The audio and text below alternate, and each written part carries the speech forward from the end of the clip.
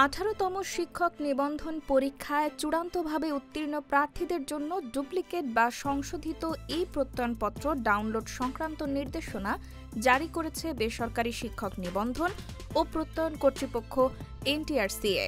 মঙ্গলবার 12 আগস্ট এক বিজ্ঞপ্তিতে এ তথ্য জানানো হয়েছে। এতে বলা হয়, যেসব প্রার্থী প্রত্যয়নপত্র সংশোধন বা পুনরায় ডাউনলোডের জন্য আবেদন করেছেন তারা এনটিআরসি এর ওয়েবসাইটে গিয়ে তা ডাউনলোড করতে পারবেন। State University of Bangladesh. Admission going on. Please confirm your seat. প্রার্থীদের নিবন্ধন পরীক্ষার ব্যাচ, ইউজার আইডি ও পাসওয়ার্ড ব্যবহার করে একবারই এই প্রত্যয়নপত্র ডাউনলোডের সুযোগ দেওয়া হবে। ডাউনলোড করা সফট কপি এবং হার্ড কপি সতর্কতার সঙ্গে সংরক্ষণের পরামর্শ দেওয়া হয়েছে বিজ্ঞপ্তিতে।